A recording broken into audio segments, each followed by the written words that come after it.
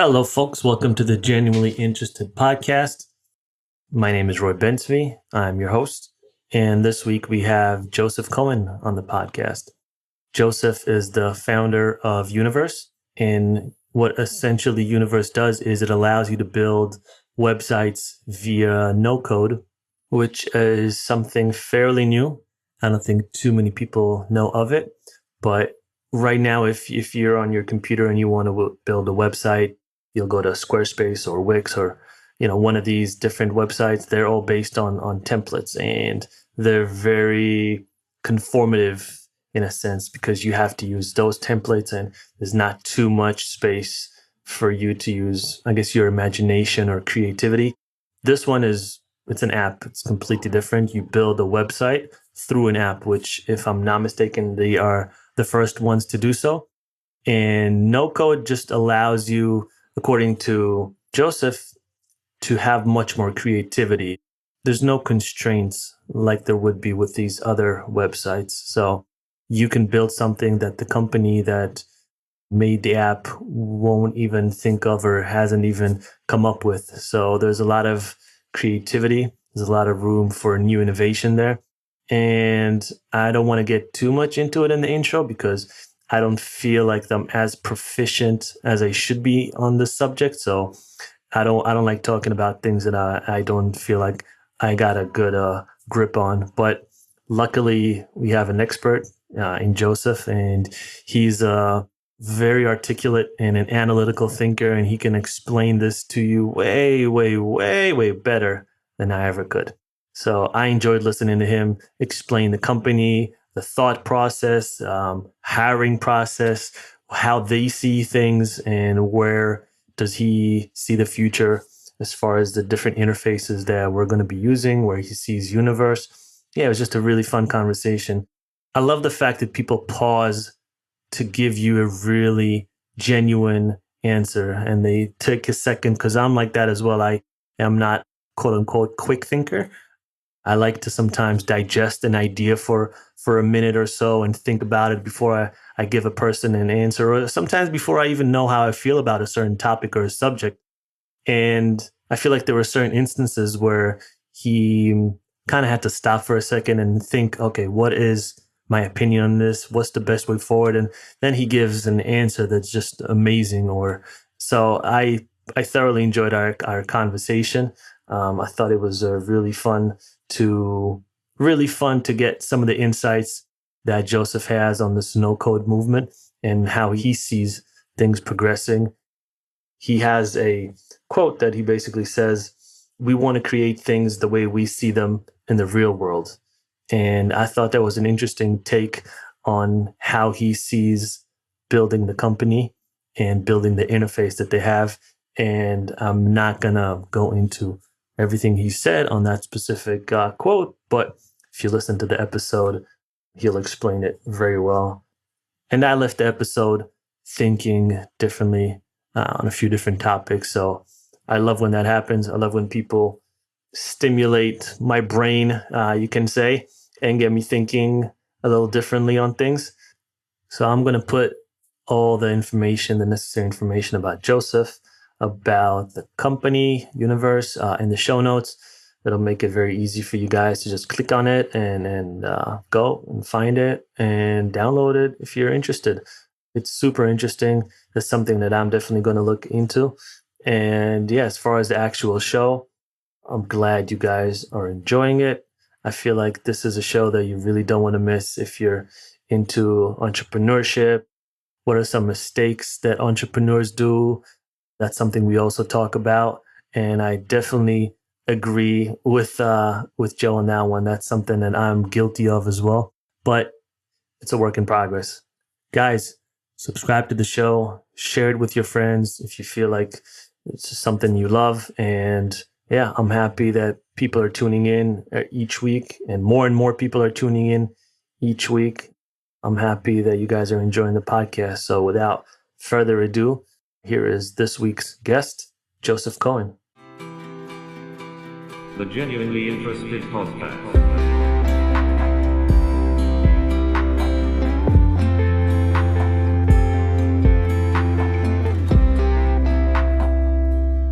Hey Joe, how you doing? Hey, good to be here. Thanks for coming, man. Appreciate the time. Where are we finding you right now? I am in Dutchess County, New York, which is about an hour and a half north of the city. Spending some time quarantining over here. Yeah, it's nice to be a little bit with some greenery and some fresh air, right? Absolutely. It's a good contrast to my studio apartment in Brooklyn. So is that where you're originally from Brooklyn? I am. I am born and bred. I currently live there, but I live in a very different part of Brooklyn than from where I grew up. And maybe how did you grow up? Big family, small family? What was the structure? Yeah, so I grew up in a pretty tight knit Jewish community, Syrian Jewish community. So my family is originally from Syria, and they emigrated to the U.S. in the early 1900s, and they've they've sort of been a part of this incredibly tight knit community in Midwood, Brooklyn, and big families, very sort of family oriented. My grandparents lived across the street, and my uncle lived next door, and sort of incredibly tight knit. Um, I'm the first of four in my family, so I have three younger siblings, and just grew up around that world. So went to a Jewish school, uh, you know, and I think my world was like pretty small until I discovered the internet when I was about 10, and computers. And even though I was growing up in New York City, Brooklyn has these sort of micro communities, these enclaves, and you could almost forget that you're part of this larger metropolis. Yep. And so up until that point, like I felt almost like I lived in a village. Um, but getting on the internet was like access to this sort of universal metropolis. And it opened my eyes to the world, to what was possible. And I just became incredibly inspired and energized to build things, to sort of follow some of my passions. Um, and like I said, went to this Jewish school. Didn't really like it, but at some point, I thought, I started a bunch of businesses growing up. Was always interested in sort of business, uh, technology, computers, and then design and the arts. So there's sort of three things. And I grew up around many entrepreneurs. My mom is an entrepreneur. My dad is an entrepreneur. My grandfather is an entrepreneur. So around a lot of business people, but they were all, in more traditional industries, clothing. My mom's a wedding planner. My dad has a retail store. And so, for me, it was really interesting to learn the language of business as a medium to be creative with, and then sort of marry my interest of sort of design and technology with that fabric. Um, and so I was thinking about where I wanted to go to college. Um, if I did even want to go to college, I was really itching to start a company. And so I said, okay, if I want to start a company, I should go to a business school. I said, okay, I want to go to the best business school, and there's Wharton. And so I applied and got into Wharton and ended up going there. And yeah, you can cut me off. But while I was there, I started my first company, which I can tell you about. But I'd say, throughout growing up, started various different things. The business that sort of preoccupied my high school and then sort of college years was I was a DJ. So I Oh, wow. started getting into, very much at that intersection of like art, technology, business. But yeah, that's a bit of a rant and a little bit of my background. Oh no, we this is an open platform. There's no time limitations. We can talk for hours. So did you have support from your family? Because I know some religious families they want their sons or daughters to go in a very specific route, but it seems like your family is much more entrepreneurial, so I'm assuming there was a lot of probably support, right? Yeah, I mean, I think my family's been largely supportive. I think that um,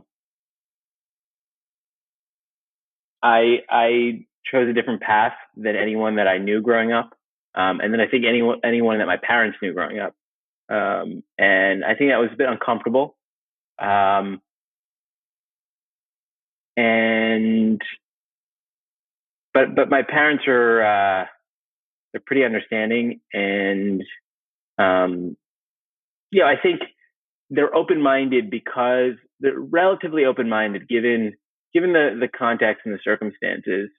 Um, because they are entrepreneurial, unlike other sort of Jewish communities, there was less of a dogma around getting a college degree, things like that. My mom doesn't have a degree. My dad uh, sort of barely got his, but very smart and very sort of curious people. And so I've always had a um, a more, I'd say, just questioning and non-traditional uh, approach to the system. You know, I think that's partially because of my background, because I grew up in a system that was really, ran parallel to, the sort of American um, professional system. It was not the same system. It was one that was much more traditional, much more, much less sort of individualistic.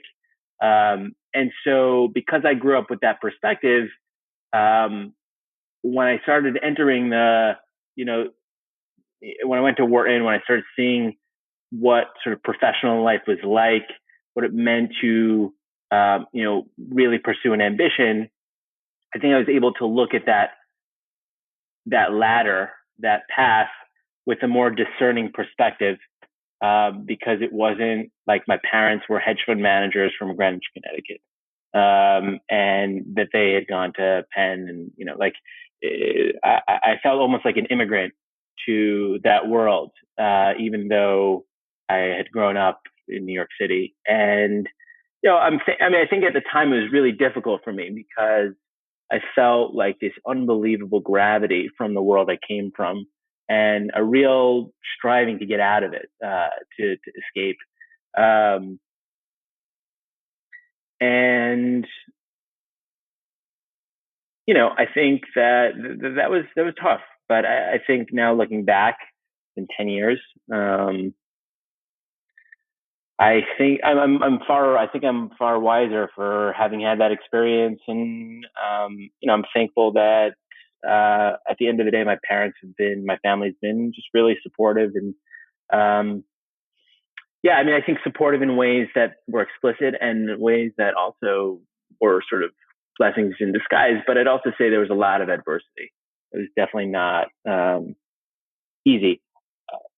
Um, I went to school and I was really eager to start a business, and I started one as a sophomore, and it started to get traction on campus. It was a learning management system called Lore, um, and I actually left school to build it.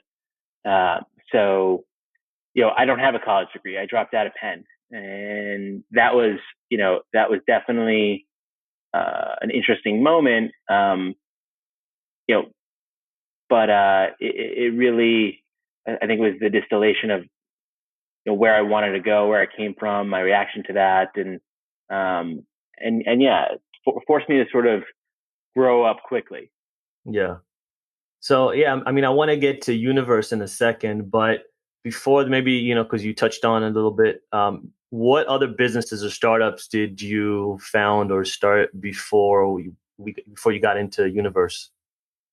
Yeah, so the real one that I did before Universe was called Lore. It was what's called a learning management system, which is basically like a platform for the classes that you're taking in school. So, for example, let's say you're taking a course on accounting. You'd have a website for that course where you can download all the materials, you can check your grades, you can perhaps communicate with the other students. We were using a very sort of outdated um, system called Blackboard, which was sort of the preeminent system across the US. And I teamed up with a couple of other students and designed a much simpler, easier to use system. And we originally called it Course Kit, and then we later rebranded it to Lore. And the idea was really to take some of the elements of social networking and to bring it into the context of the classroom. Um, and we launched it while I was at school as a sophomore, started to use it in some of my classes, and it was really amazing and people loved it. And simultaneously, I started to learn about Silicon Valley, the idea of venture capital, which was all new to me. The idea that you could go with an idea and a PowerPoint and raise $1 million. That was a crazy idea to me. And, started learning about that and realized that in this sort of ecosystem, there was this irreverence and um, this sort of rebellious nature that didn't respect traditional credentialism in the way that the sort of elite schools did, and that was very appealing to me. And so, saw a window to really go and build a company. Ended up leaving school, moving to New York. We raised $6 million for that business. Eventually sold it after about 2 years to a company called Noodle in New York. Incredible learning experience. Grew the team to about 10 or so people. I was 19 when I Oh, started it. wow. So I did that for a few years, and then I took a year to figure out what I wanted to do next. I moved to California, lived in the Bay Area for a while, and then I helped a friend get her business off the ground. It was called Reformation. It's a fashion brand, a sustainable fashion brand. Yeah, yeah. Um, The Israeli woman, forget her name. yeah, Yeah, yeah, she, yeah. yeah. She's actually not Israeli, but I think her dad is Israeli. Oh, okay. My But her bad. name is Yael. Yeah. Yeah, yeah. So yeah, so you worked with Reformation, helping them. Yeah, actually, I know my wife is a big fan of the brand, so that's the only reason I know of it. But yeah, her, my mother, the whole women's side of my family love the brand, so that's awesome. Great. So That's good to hear. yeah, you did a good job. And so yeah, so I've been wanting to say this all week. So essentially, after you did all those ventures and helped your friend, you became the founder of the universe. Yeah, yeah, that was a dad joke. But regardless, you founded a company. It's called Universe, and if you could maybe explain it to us and what the no code movement is, I've been actually really wanting to get into that a little. Like this whole week, I've been learning about it myself, just for things that I need on my end, and it's literally a universe. There's so much to learn. So I'd love to get your take on it. Absolutely. So, Universe is a new way of building things on the internet. Our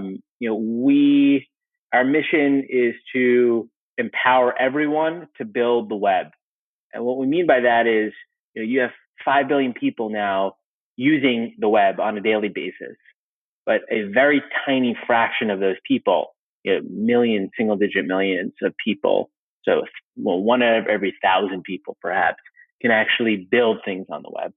And I realized that that was not a function of innate ability or desire. Like, people are competent, they're able to do this, and they want to do it. However, it's a problem of tooling, meaning there aren't tools that exist that enable people with great ideas to express those ideas in a way that makes sense to them.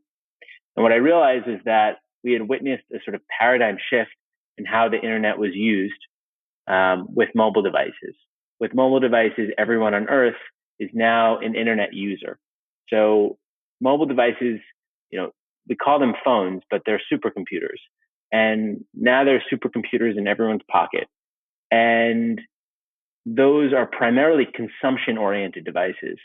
But what I realized, and the thing that I became obsessed with was could you design a tool for these devices that allowed anyone with one to actually build things? to build things online, to build websites, to build whatever they could imagine. So to do that, you couldn't just take code and put it on a phone because phones don't have keyboards, they don't have a mouse. The idea of writing code on a phone doesn't make any sense. And so you need to really rethink how you create things in this context, which really became an exercise in thinking about user interfaces. So how do you design a user interface that meets people where they are and allows them to create what they want to create? To make a long story short, Universe today is a website builder. It's a way to build a website from your phone. So you don't need to go on a desktop. You don't need a keyboard. You don't need a mouse, and you don't need to know any code. It's entirely drag and drop. The system works like Lego. You've got building blocks. They sit on a grid. We've got 15 different blocks. We're adding new ones all the time. You can make any kind of website. You can make a store. You can make a portfolio. You could make, whatever you can think of. And you can do it in minutes from your phone without having to know anything technical. And we handle everything from getting a domain to hosting your site to getting analytics to designing it. And we've been at it for about 3 years. When we first launched, sort of powered very simple one-page sites. But now the tool has significantly evolved. You can really do anything with it now. And we're a 15-person team. We're distributed around the United States, so we're a remote-first company. We did Y Combinator in 2018. And most recently, we raised our Series A from GV, which is Google Ventures. And that was a $10 million round. And we're growing really fast. But, at a high level, what we want to do is to say, look, the way that you build things with computers is primarily through what are called programming languages. Programming languages are very powerful. You can really build anything with them, but they're esoteric. They're technical. They're for people who are specialists in using programming languages. Could we actually make not a programming language, but a universal language that works for everybody so that they could create in the full power of what is possible with a computer? So that's the high level idea behind the company. We power 500,000 sites on the internet. We're growing that number on a daily basis. And we have a very ambitious product roadmap so that, anytime you want to create something, you should be able to do it in a way that's just super awesome, looks amazing, and is really fun to build. Okay, so there's a lot to unpack there. So essentially, one of the things it does is it's a tool to test your ideas faster. You can get to market faster than you would if you essentially work with other development tools. I mean, that's one way of thinking about it, but the other way of thinking about it is our customer. I'll give you an example of our customer. Okay. Our customer is someone. I'll give you a specific example. The top seller on Universe is a girl or woman named. She calls herself Morgue, and she has a website. It's called inthemorgue.com, and she has 150,000 followers on TikTok. And she saw some of the celebrities that she was following were wearing these hoodies that had spikes on the hood. And she was like, I want that, but they're too expensive. So she started making them. She said, oh, other people will probably want these. So she designed the hoodie. She took a picture of it on her phone, and she made a website with Universe within a day. And the next day, she started selling them. So in one day, she went from having an idea to putting it out into the world with a brand, and she's now our top seller. And she's in Nebraska and doesn't know what HTML and CSS are. And, and her site looks incredibly unique. Like there's no way that anyone else would have made it. It's a real expression of her. And so that's an example of our customer, but we also have people who are pool service, repairmen and, people who make jewelry and, musicians. And it's a lot of individuals who, they often have a robust social media presence, but they don't have their own home yet online. And so whether that's a small coffee shop or, an up and coming artist, our platform allows you to sort of manifest your vision online. Okay. But if we're talking in physical terms, right? Like I understand the concept. So let's say we have Wix or Squarespace or Fieldy Does. They're mostly based on templates, right? There's templates and you just kind of fill in what needs to be. And from what I understand, this is more of a free flow type of concept, right? Yeah, Can you exactly. kind of So explain the difference to us? yes. So there's two differences between Universe and the existing website builders, and they go hand in hand. The first is that the existing website builders were all designed for desktop computers, and Universe was designed for mobile devices. That's the fundamental first difference. Secondly, other website builders start with templates. What do I mean by a template? A template, you can think of a template as, let's imagine your favorite website. And then imagine I said you could actually replace all the words and all the pictures with your own words and pictures. But you couldn't change the layout. You couldn't change the structure of the page. You couldn't change how it works. You can just replace the content. Um, so that is a template. And a template allows you to make a nice site quickly. But the problem with the template is you can't actually make an original creation because the structure, the skeleton of the creation is given to you and predicted basically by the designer and developer of that template. On Universe, we have templates, but those templates all sit on top of what we call our grid. And our grid system is, imagine that we took your phone and we divide it into a grid of squares. So 3 columns, 6 rows to start. And so you've got 18 squares on the screen.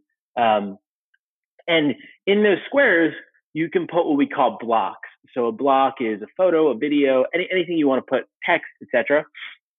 And you can drag things and move them around on that grid.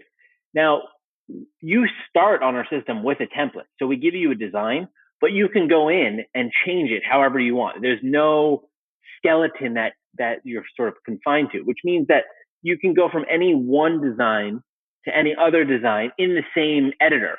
You don't need to switch editors. Whereas use any of the other systems, you're confined by that thing. So, we like to say that Universe is much more like a language than it is like a sort of template constrained system.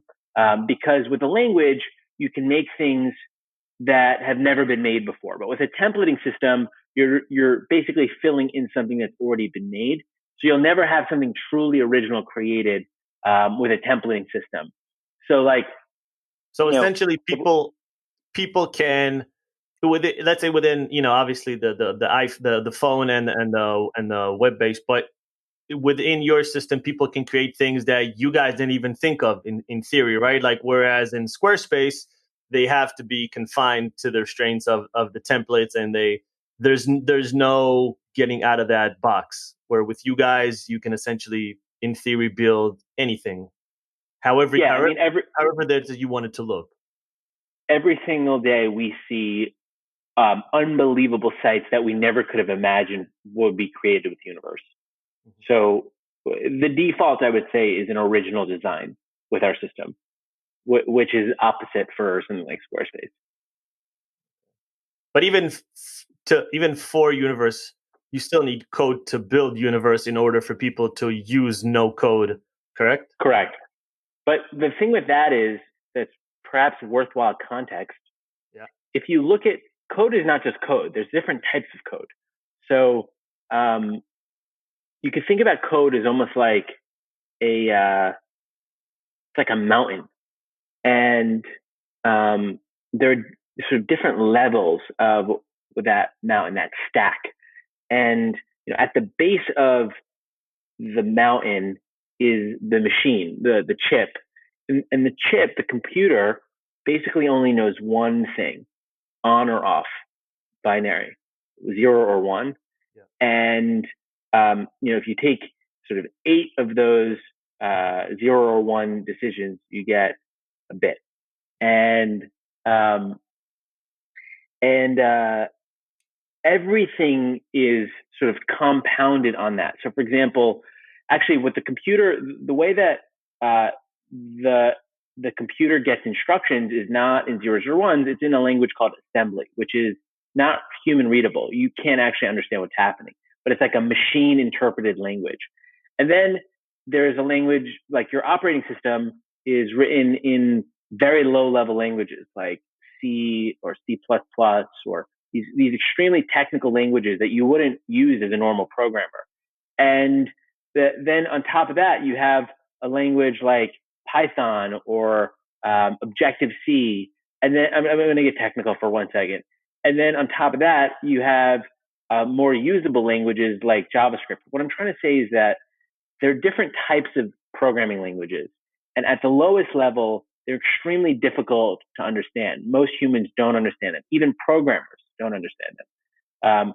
As you get higher in that stack, the language becomes more and more human understandable and more sort of decoupled. But every language is actually built under the hood in another system. So what we're talking about is a series of abstractions that basically give you the power of the lower level language without you having to know the technical parts of that thing. You need the lower languages because that gives you the full control of the machine. But when you're making a website, you don't need to know how the chip works. You just need to know, how to design a page in that way. So when we think about Universe, we think about this as a graphical and touch-based abstraction on the traditional tools to build websites, which are themselves abstractions on top of a tree of other abstractions. And so if you look at the history of software creation, it is a series of abstractions. And so what we're doing is a continuation of that lineage. It happens to be a non-text-based abstraction, which is why it's so different than the other ones. But that is where, that when we talk about no code, what we're talking about is non-code abstractions for creating software. And so, for example, there are non-code abstractions for building websites. There are non-code abstractions for building databases. So that's like Airtable and things like that. And there will continue to be a proliferation of non-code based abstractions to do the things that you previously needed code to do.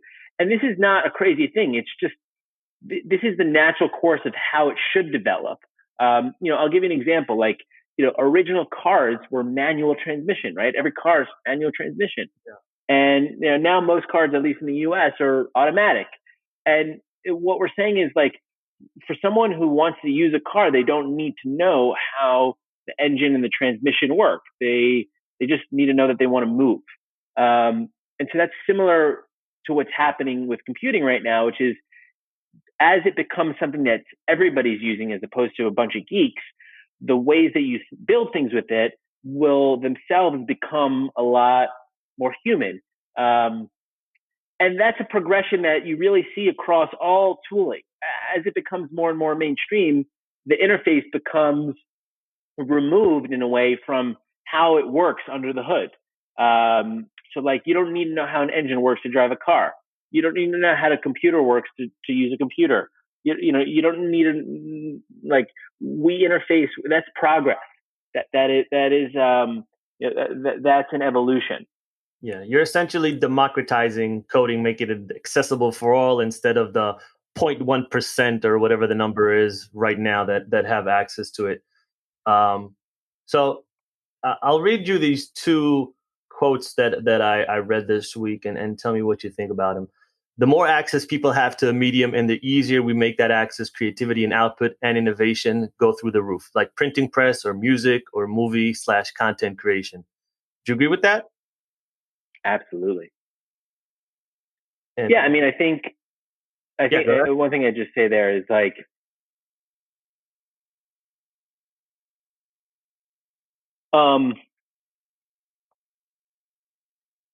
the printing press was arguably, until recently, the most important development in human history, because it allowed for the dissemination of knowledge at scale. And at the end of the day, progress is knowledge. And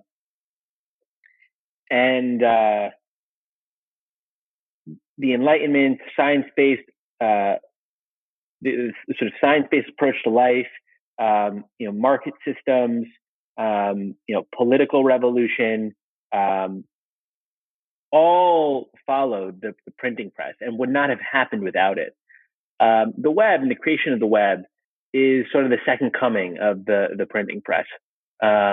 It's the next version, and it is going to be. It already is, but it builds on everything that the printing press did, but it's doing it at several order of magnitudes larger scale. And so we're going to look, I think, at the history of the world in time, and you have these sort of inflection moments. And the web, the internet, I think, will look similar to the printing press, albeit at a more aggressive slope because we're accelerating progress. The thing I'd say is media is somewhat invisible, right? It's like, when you consider, a car, like an engine, and you consider a book, one feels more powerful than the other in a way, right? Like a car is a physical machine. It's got a combustion engine. It's like it moves, it's real. And a book is this sort of piece of paper, like it's not, it doesn't do anything. But the book is actually more powerful in a lot of ways than the car because the book has ideas in it, and you could actually learn how to build a car with a book. So you can think about the internet as a billion scale, trillion scale sort of system of knowledge, and that is the substrate which everything is built on. So right now we're in a world where, like, if you have an internet connection, you could do anything. Like you could, like obviously you need resource things like that, but like you could learn how to farm. You can build a home. You can,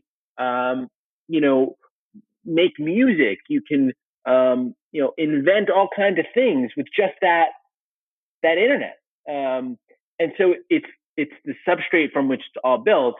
And the last thing I'd say is that the reason I became really interested in software is because software is like an extension of the mind. It is, if you think about it, like software is not usable by anyone but a human, right? Like a dog can't use software, can't think in software. And so it's a incredibly like human pursuit. And I think at its best is very augmentative into that process. So like, I'm getting a little sort of woo here, but there's this idea that a French theorist put out, I think it was in the 40s, and it's called the noosphere, N-O-O sphere.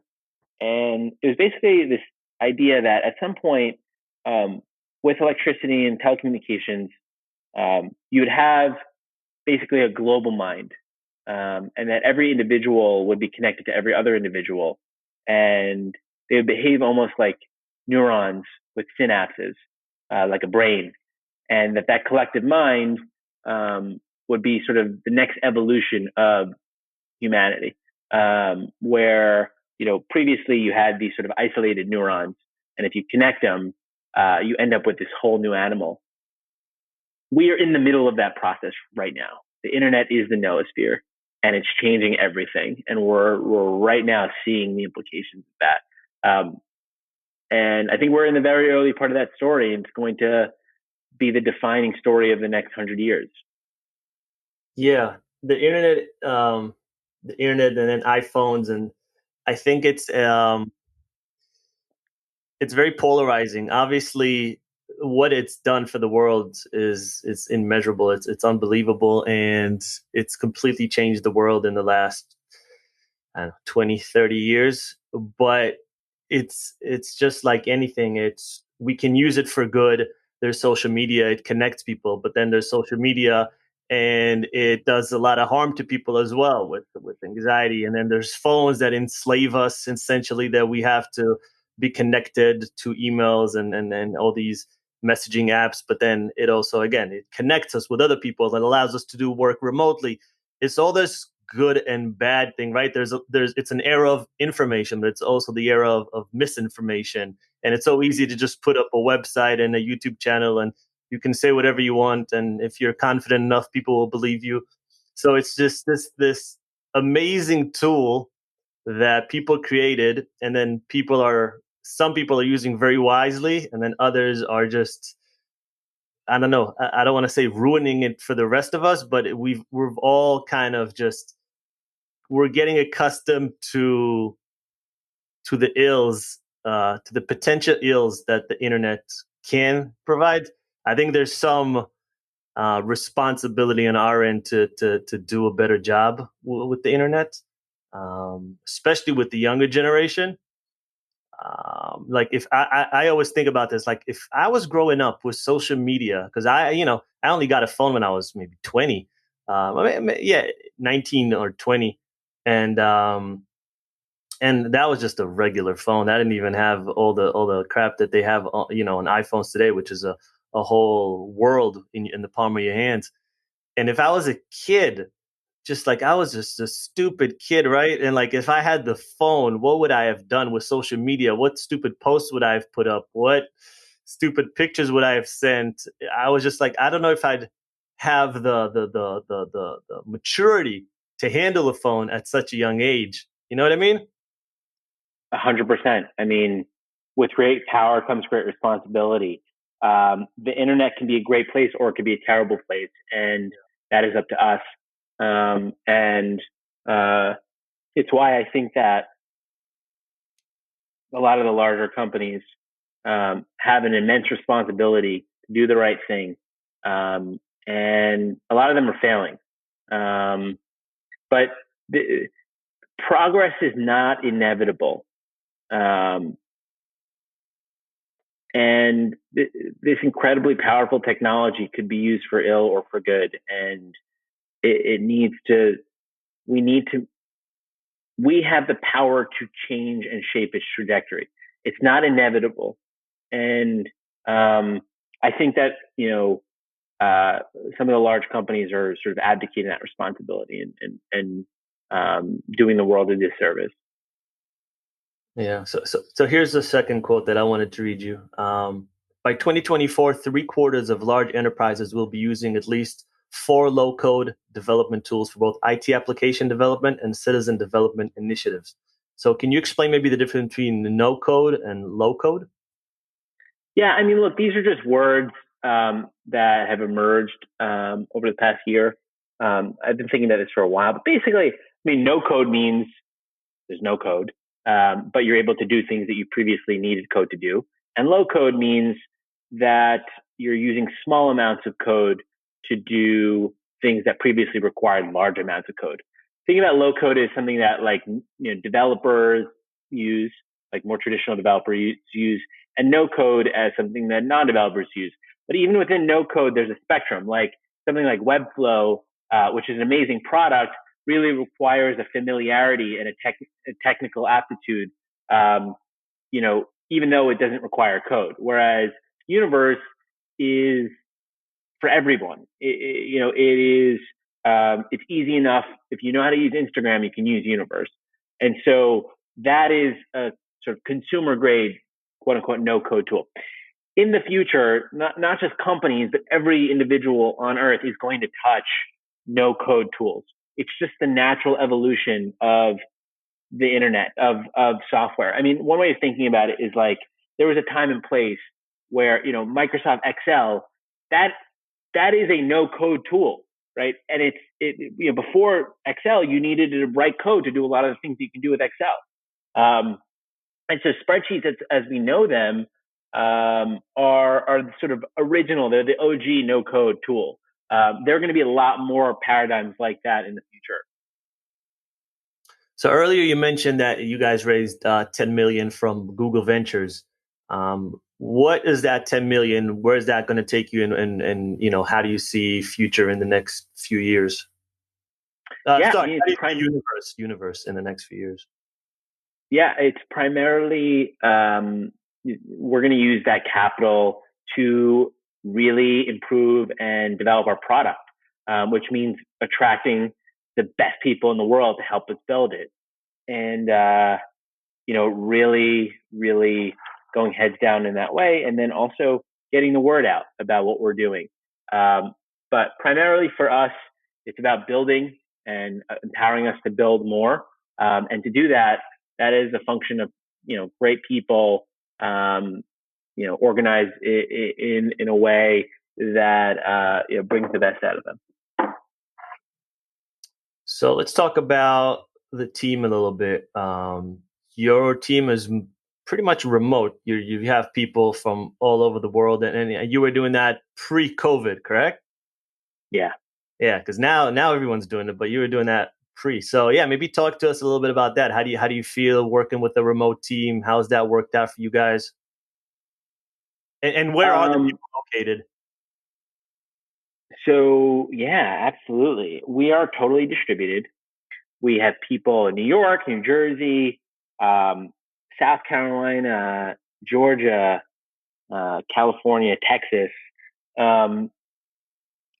And we've been remote from day one. Ryan, our CTO and first employee, is based in Greenville, South Carolina. And he opened my eyes to sort of the idea of being remote work 3 years ago. So we've been doing it for 3 years. And we started hiring from his friends down there. And we will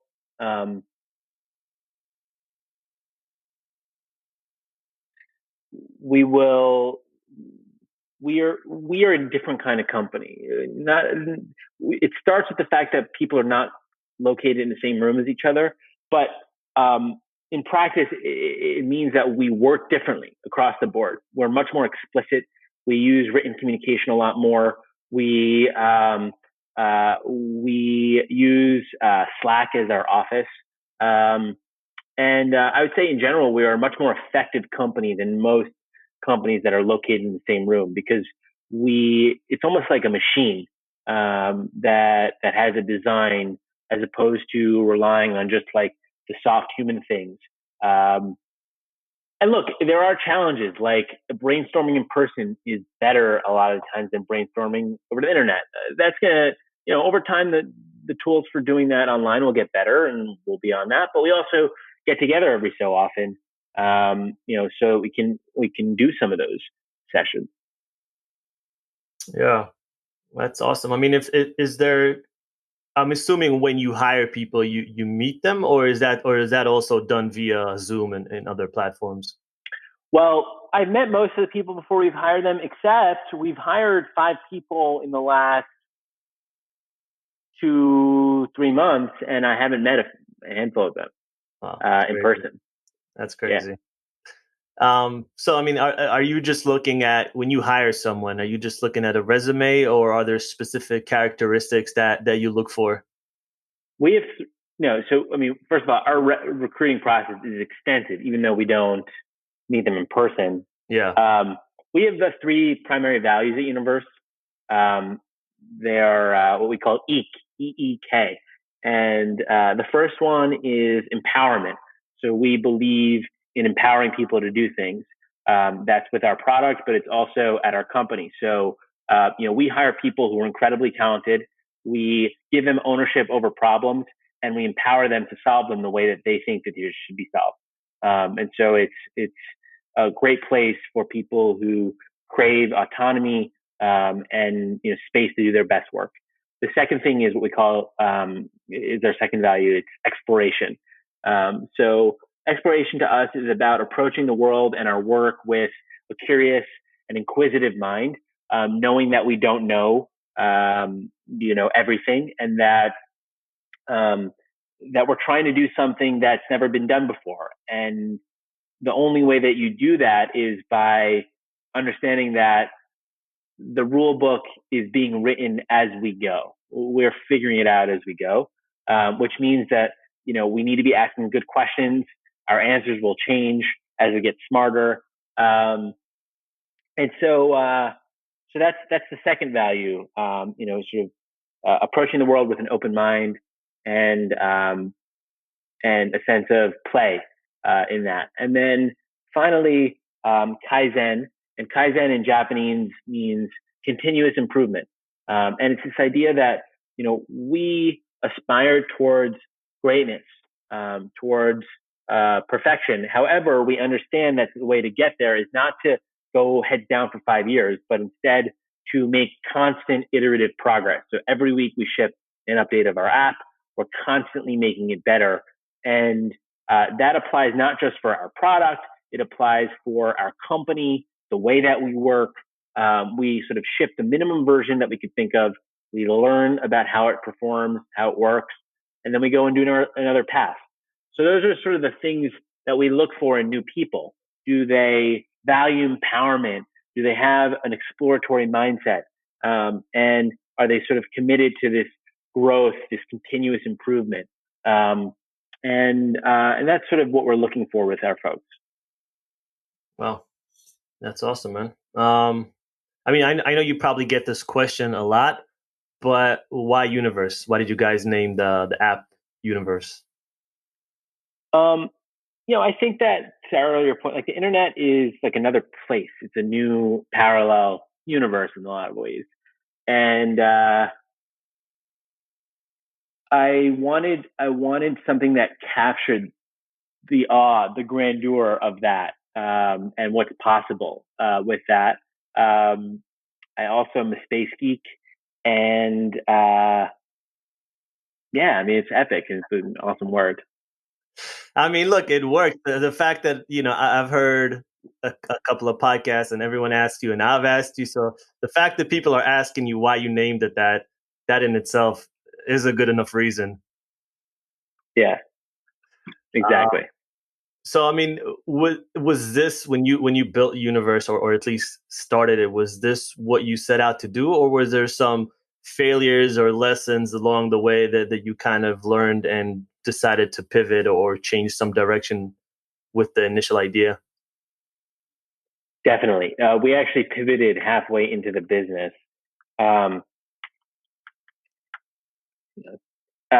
So when I first started the company, we were actually not building a website builder. We were building same idea of a universal language for building things on the internet, but it was a social network. So you weren't building websites; you were building what we called verses, and spent a couple of years on that, and it never really got traction in market.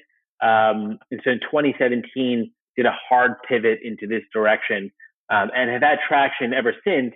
But it was a really, that was a really strong turning point at that moment in 2017. It was just me at the company, and so basically built a thing from scratch at that point, taking some of the technology that we had developed, but really repositioning it and building a new team. And that was a major inflection moment for us. Well, yeah. I feel like there's almost no startup that just doesn't pivot at some point, either changing the idea, changing the name, the logo, from YouTube to Lyft to just about all of them. They don't start out they don't finish with the original idea that they started. Why do you think that is? Because a startup is fundamentally an inquiry. It's a process of creating something new in the world. And before we start the startup, we have an idea about the world and how it should be. And once we get into it, we learn a lot more about why things are the way they are, what the best path is to affect change. And so it's like, imagine you're like skiing and you're looking at the trail that you're going down and you have an idea of how you're going to navigate that path. But once you're in it, you might realize that there's a boulder. And so you need to move and dodge that, or you need to cut left, to get to where you want to go. So you have a lot more That's happened to me. exposure. Exactly. Um, so it's just like once you're in it, once you're in the thick of it, you see a lot more, and you understand how to play it. So the way of thinking about it is it's very similar to like the scientific process, which is like you have a thesis, you test that thesis, you get results, and then you modify your thesis. That it's a progress of like learning as you go. Um, so it's very rare that before you actually get into a problem space, you know the full extent of the problem and the way that you're solving Yeah.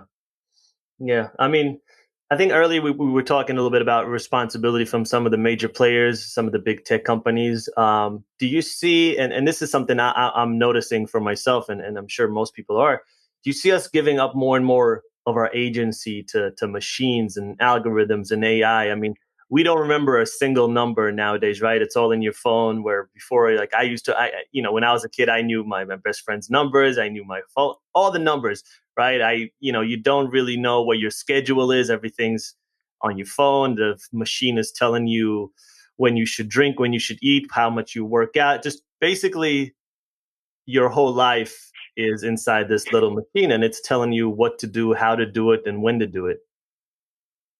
So I think it's a great point, and I think that there's sort of two branches of an answer. On the one hand, yeah, 1,000%. Like you don't remember phone numbers, but you shouldn't remember phone numbers. Like that's not something a human needs to do. And so at the best side of this, um, technology offloads a lot of the stuff that we previously had to do on our own. And what that does is it gives us leverage. It frees us up to do higher functioning things. So you could almost think of it as like you can play more of the executive role in your life. And that progress will continue to happen as we have AI. This is progress. It is augmenting what an individual is capable of doing. However, there are companies and individuals who create software that exploit um, that. So because technology is becoming ever more powerful, the people who create that technology can design it to either empower or to exploit. So, for example, something like Facebook is really designed to exploit. And what do I mean by that? Well, you can think about Facebook as not a social network, but actually a store that sells other people's time. Who does it sell that time to? It sells that time to advertisers. So if you're a shoemaker and you want to sell your product to people, you go to Facebook and you say, I want people who are likely to buy my shoes. And then Facebook says, okay, I've got this time that I'm going to sell to you so that you can put your message in front of those people. And they have that time categorized by all of the qualities and the attributes of the individual who is whose time they're selling.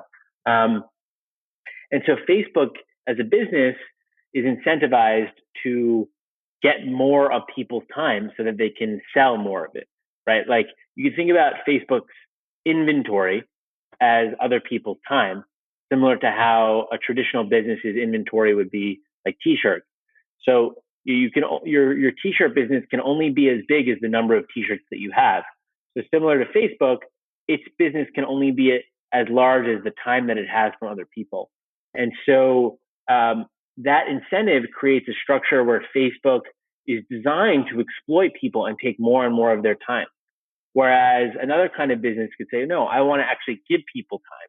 I want to empower them to do more with less, to spend less time in front of a screen and to more time to go doing things that they love to do. And so that's a function of business models. It all starts with the business model. So if you have a business model that is empowering, you're going to build empowering things. If you have a business model that is exploitive, you're going to build exploitive things. And so it's really not a question of is it good or bad that technology is doing more. It's a question of, is it doing more in a good way or a bad way? Yeah.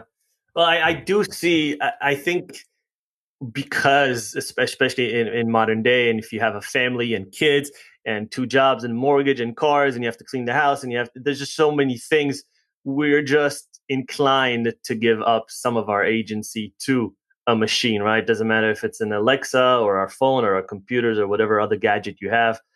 And I think people will, I don't want to say lazy, but it's convenient. Convenience is key, and we just want to have as much convenience as possible.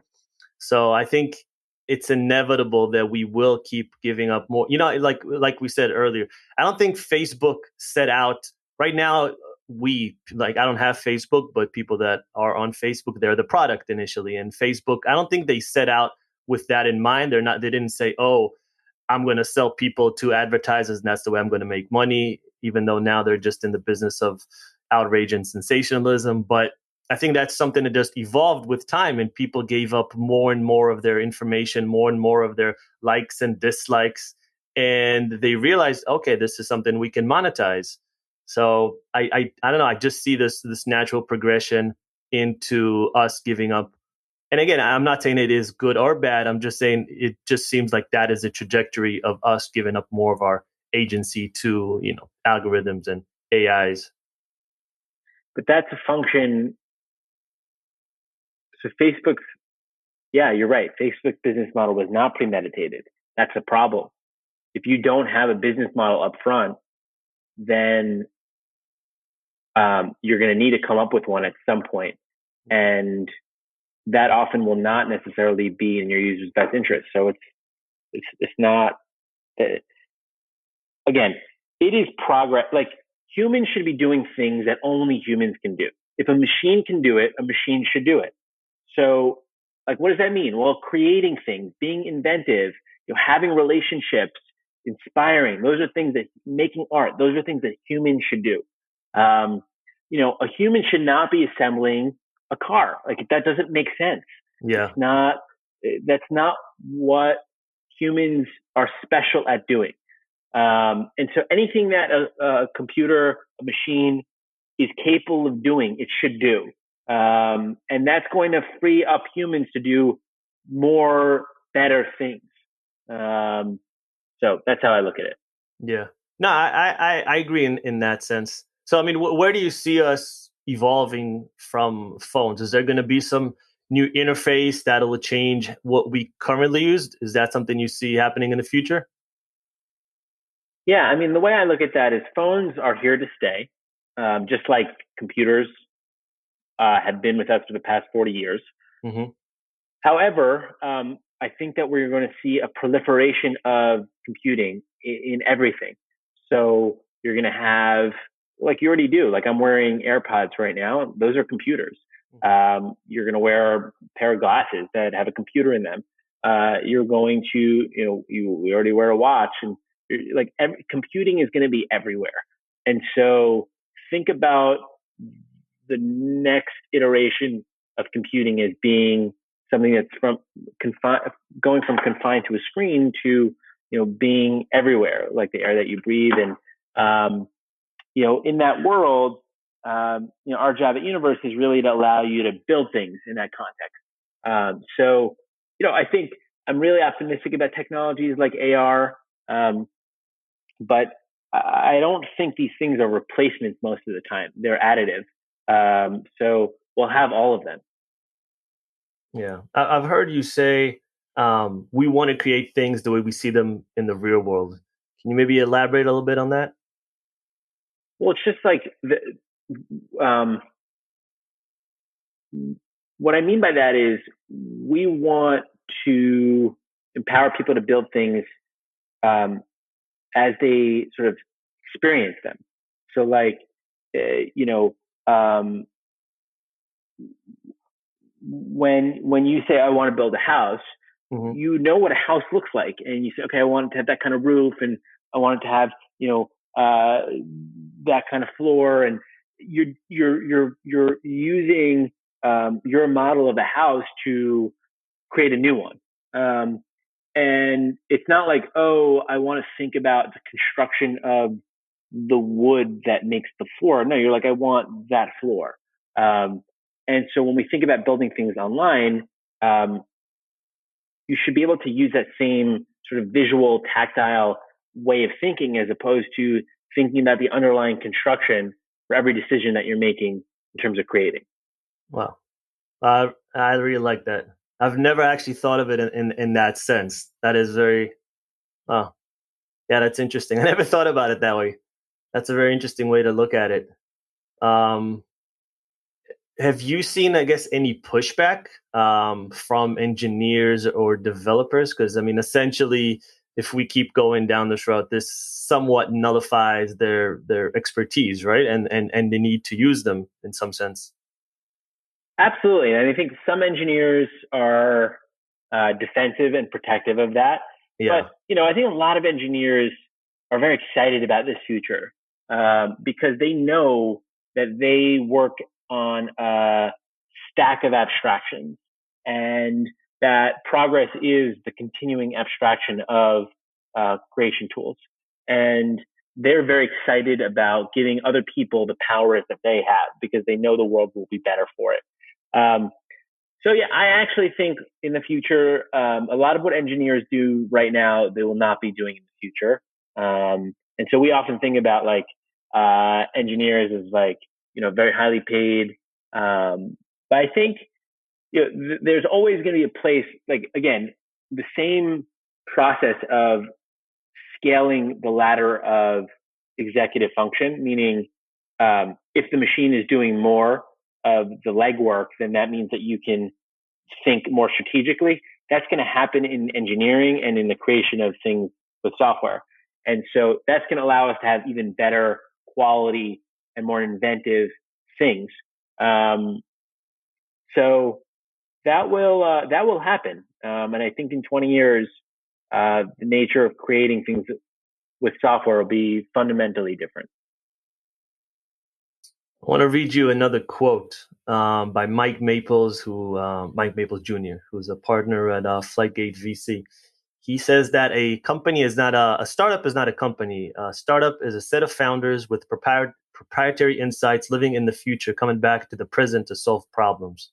I love that quote, and I just wanted to get your insight on that.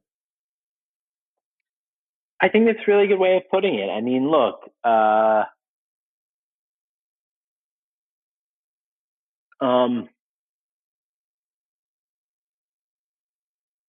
I think the best, I think, yeah, I mean, I think that's very well said, which is to say, like, you have an idea about how the world should look. And that idea is in your mind as a possibility of what the world can look like. Um, and you start a company to will that idea into existence. A company is the medium, it's the canvas in which you bring that idea into the world. So if you think about an artist who's working on a painting, they have in their mind's eye an idea of what they want to express, and they manifest that idea on a canvas. And then it exists in the world, and they put it out, and then it has its own life. Um, and the same thing is true with a startup, which is to say, you have an idea about how the world should look, and you then bring it into existence. The difference between a company and a painting is that the company is living and breathing, and it's constantly changing, and it's actually producing things on its own. Um, it's a machine that makes machines, if you Yeah, will. yeah, And to me, I've always thought about it like that. I think I've found a lot more resonance with artists than I have with other business people. The people who inspire me the most are often artists and entrepreneurs who are artists. To me, entrepreneurs are a lot of times more like artists than they are like traditional professional business people. yeah. I think Naval said something similar along those lines, where if you want to learn about business, don't study business. Go study history, study artists, study GI, study different things that correlate, but don't go study business. So it's interesting that you have that same perception. I know there's a lot of entrepreneurs and kind of first time founders that listen to the show. what are some mistakes that you see, or if at all, first time founders do? Personally, I found that something that I was guilty of was time mismanagement, and that's something that since I've worked on. But is there something that you see just over underlying issue that first time founders keep doing? Um, yes, and I think that I'm guilty of this, and I know a lot of people that are and have been as well, which is the idea of startup ADD. So a lot of founders have sort of ADD personalities where we like stimulation. We have new ideas all the time. We're constantly thinking about what's possible. And when you go into starting a company, you're always, as you confront challenges, your mind is amazing at producing other ideas that seem like they don't have any of the challenges that you're currently facing. And so the mistake is to just abandon what you're doing and go do another idea. And that is, that's not how things are built. Things are built with commitment. And that doesn't mean that you don't iterate within to find signal. But, don't abandon. Like there is a lot of value in following the thread. So there's a difference between, iteration and, sort of following a thread and just sort of being schizophrenic and not actually committing to a direction. So I think commitment is vastly underrated when it comes to startups and entrepreneurialism. Yeah, I'm 100% guilty of that.